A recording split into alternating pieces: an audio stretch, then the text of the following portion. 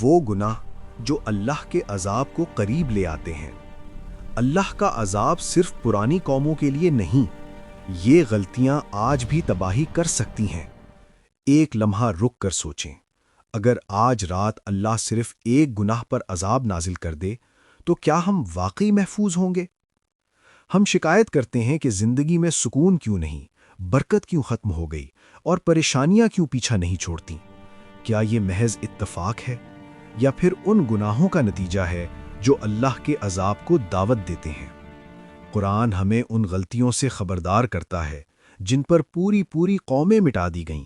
اس video کو آخر تک دیکھیے، یہ کسی اور کے لیے نہیں، میرے اور آپ کے لیے ہے۔ سب سے پہلا اور سب سے خطرناک گناہ ہے ظلم۔ جب کوئی طاقتور کسی کمزور کا حق مارتا ہے، جب کسی مظلوم کے دل سے آہ نکلتی ہے، تو یاد رکھیں وہ آہ زمین پر نہیں رکتی، وہ سیدھی عرش تک پہنچتی ہے۔ قرآن میں اللہ واضح فرماتا ہے کہ وہ ظالموں کو پسند نہیں کرتا۔ اللہ ڈھیل تو دیتا ہے مگر جب پکڑتا ہے تو چھوڑتا نہیں۔ کسی کا دل دکھانا، کسی کا حق دبانا، یہ وہ گناہ ہیں جو اللہ کے عذاب کو سب سے تیزی سے قریب لے آتے ہیں۔ دوسرا بڑا گناہ ہے سود۔ آج اسے مجبوری، سسٹم اور ضرورت کا نام دیا جاتا ہے، لیکن قرآن کریم میں اللہ نے سود لینے اور دینے والوں کے خلاف صاف لفظوں میں اعلان جنگ فرمایا ہے۔ سوچیں، جب رزق میں حرام شامل ہو جائے تو پھر دعائیں کیسے قبول ہوں؟ اس گھر میں سکون کیسے رہے؟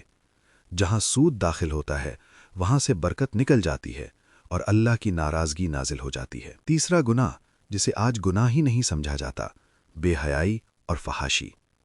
جب کسی معاشرے میں برائی کو برائی نہ سمجھا جائے، جب بے حیائی فخر بن جائے، تو پھر اللہ کا عذاب بیماریوں، شدید قلت اور نہ ختم ہونے والی پریشانیوں کی صورت میں آتا ہے۔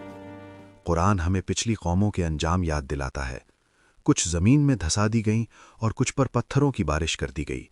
یہ کہانیاں نہیں، یہ اللہ کے فیصلے ہیں۔ چوتھا گناہ، جسے ہم بہت معمولی سمجھتے ہیں، کاروبار میں دھوکہ، ناپ تول میں کمی اور جھوٹ۔ سورہ المطففین میں اللہ نے ایسے لوگوں کے لیے صرف ایک لفظ استعمال کیا، ویل، یعنی تباہی۔ جب جھوٹ اور دھوکہ ہماری کمائی کا حصہ بن جائیں تو سمجھ لیجئے ہم خود اپنے ہاتھوں سے عذاب کا دروازہ کھٹکھٹا رہے ہیں۔ میرے عزیز دوستو، یہ باتیں ڈرانے کے لیے نہیں بلکہ جگانے کے لیے ہیں۔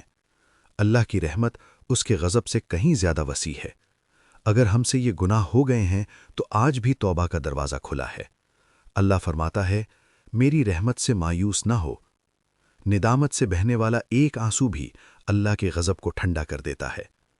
اللہ ہم سب کو ان گناہوں سے بچنے اور صراط مستقیم پر چلنے کی توفیق دے، آمین۔ اگر یہ ویڈیو آپ کے دل کو لگی ہو تو اسے آگے ضرور شیئر کریں، کیونکہ کسی کو نیکی کی طرف بلانا بھی صدقہ ہے۔ چینل اوپن قرآن کو سبسکرائب کرنا نہ بھولیں۔